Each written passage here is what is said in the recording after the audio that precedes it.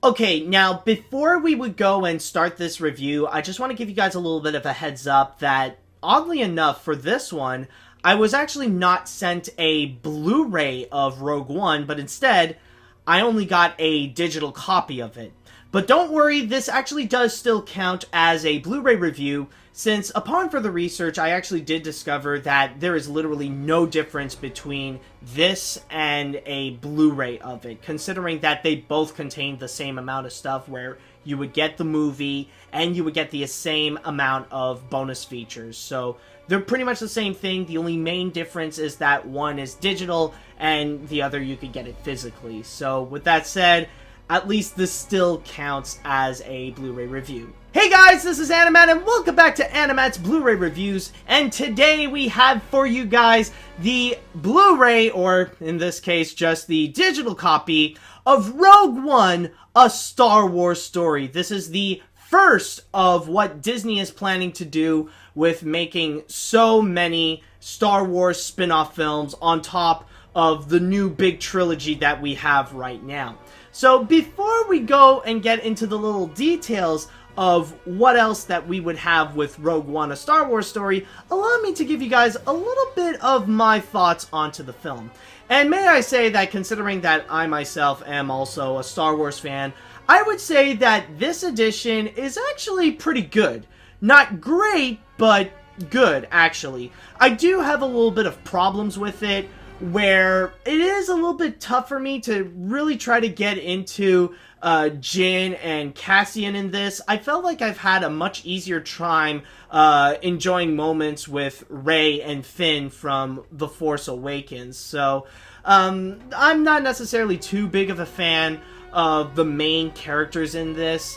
That, and also it does feel like it would cater more to Star Wars fans than it actually would to any regular fans, for anyone to just jump in and watch a Star Wars movie, considering that they do have a lot of cameos. It's not just from Darth Vader, but also from plenty other obscure Star Wars characters, and even some that, like, it would be small references that only Star Wars fans would get. That, and also one more critique I would have with it is that it really does feel awkward seeing Peter Cushing back from the dead in this, considering that you could tell that they're using computer graphics on it, and you have this sense of uncanny valley throughout the whole movie. But I will say, though, not to heavily criticize on it, not to smack it down, it is still an enjoyably good film. I really do like the story and how this is a film about the Death Star, and we learn about the creation of it. How is it that it has this loophole? And we see this entire mission of how some rebels actually went in, tried to steal the plans in order for the Rebel Alliance to go and get the plans on how to go and defeat the Death Star. The way that it immediately connects itself, like, once the movie is done, we enter upon A New Hope. That is definitely awesome right there. I love the connection.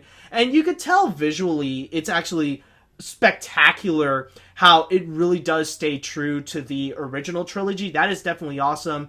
And also, the characters do bring in their own charm. Like, yeah, Jim and Cassian, they're really not anything special in this, but plenty of other ones like K2SO are actually a lot of fun to watch, and they even bring in some humor. So, and that, and also the action is definitely great. Really loved it, and you do get your massive dose of Star Wars action. And because of that, it is also a pretty heavy Star Wars film. I will say right now that this one is a lot more serious than the others, so just a heads up. But yeah, overall, I would say that this is a pretty good addition to the Star Wars franchise, but not a great Star Wars film per se, like what we recently got with The Force Awakens. Now, with all that said, let me go and talk to you guys about the bonus features, which honestly, it's actually very interesting with what they did, because instead of giving us a whole batch of bonuses, they only gave us this one big one that would go for 75 minutes. And this one is actually called The Stories. And in there, it actually gives you a pretty good description on everything that would be featured in this movie. So, It would start things off by telling us the origins of the ideas,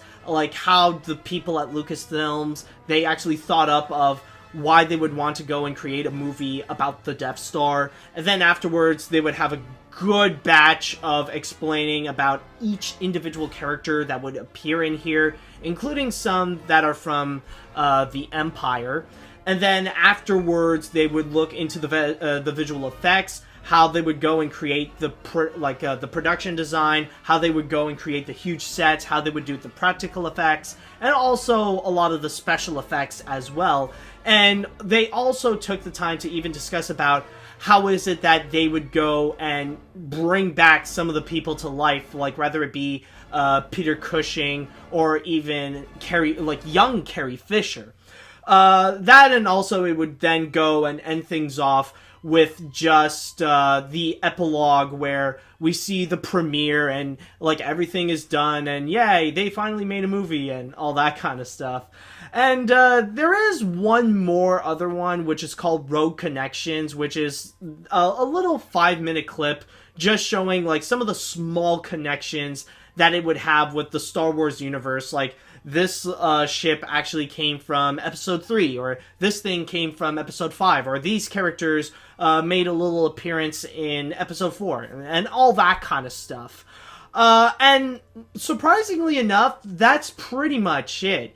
And while the stories is actually a great addition onto Rogue One, and it does teach you a lot about what really went into this movie, both in terms of what the crew had to do and also what the cast had to add in onto the characters, it's actually very surprising that it doesn't even have any of the common stuff. There's no commentary from either the director or the cast, some of the crew members, or anything like that. There's no deleted scenes. There's nothing really that it would have as extras, really. So we're pretty much left off with this one big bonus feature, which, if you like, it does give you the option to look at them separately if you wish, which is pretty nice, but it feels like maybe it focused a lot more on the quantity than quality. Like, we did get a good big batch of bonuses and look a lot into the stuff behind the scenes, but at the same time, it feels like there are some stuff that are missing. And maybe it would have been better, like, if they actually separated some of the parts, like, if the characters all had their own one piece, so that, like, all the other aspects they could look more into, like crafting the story, or working on the visual effects, and all that kind of stuff. Maybe, like, it could have worked more. Like, it's fine as it is, but I feel like there could be some stuff missing. So, with that said, overall, when it would come to either the Blu-ray or the digital copy of it, I guess if I would have to think about it and give it a rating, I would probably go and give this a 7 out of 10. Like the movie itself, it's definitely good, but it's not great. It does give you a good batch of information of what you want to know specifically about Rogue One. How it pretty much is function as a movie, how it was crafted, and how it connects itself to all the other Star Wars movies, but specifically how it's a massive transition going immediately from Rogue One to Star Wars Episode 4. But at the same time, even though it's good, it's just not great. It doesn't contain some of the other stuff that you would find that would be commonplace of it. You don't have any deleted scenes. You don't have any commentaries. You don't have any of the regular bonus features that you would have in any of the other ones. Like, it's a little bit less than what you would have, like, last time with The Force Awakens, honestly. And with this, I mean, it's nice that you would have this one big pretty much feature-length documentary looking into the making of the film. It does feel like at the same time that it could have just separated those aspects and would have given us a lot more about what went into the movie, rather it be with the story or the visual effects and all that kind of stuff. It does feel like it really does go heavy onto the characters that are featured in here. So in terms of my recommendation, I would say that if you are a Star Wars fan, then absolutely go and get it. In fact, I would probably recommend more getting it on Blu-ray, considering that I have heard that in terms of the digital version of it, it's not necessarily as clear as you would get it on a Blu-ray disc. So if you are more of a collector, then I would highly recommend to go ahead and go get it on Blu-ray.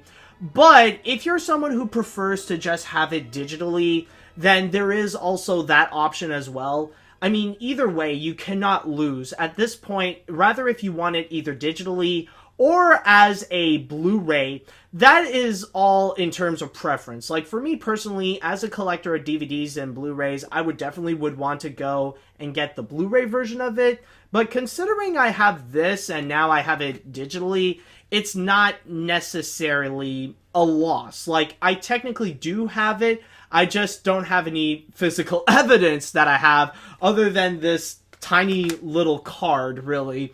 But anyways, other than that, that is pretty much going to be it with this review of Rogue One. So I just want to say thank you guys so much for watching, and if you guys would like to know more about some other Blu-rays that I have reviewed, or you want to see some of my other works, like the Animation Podcast or Movie News Weekly, where I would go and talk about news about films and stuff like that, then all you have to do is go to FilmBook.com, and you can pretty much follow them on social media. Like, you got plenty of options right there. So if you want to go and get the latest news on movies, TV shows, and all that kind of stuff, then you can go on FilmBook.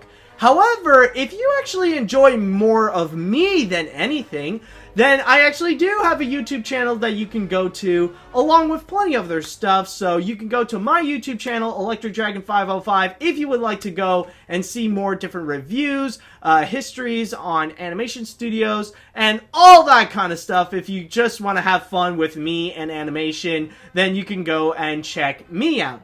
Alright, so that is pretty much it. So I just want to say thank you guys so much for watching, and hopefully next time, maybe I will have an actual Blu-ray that I can go and review, but we'll wait and see how it goes. It'll all depend on FilmBook. So with all that said, thank you guys so much for watching, and until next time, see you later, dudes!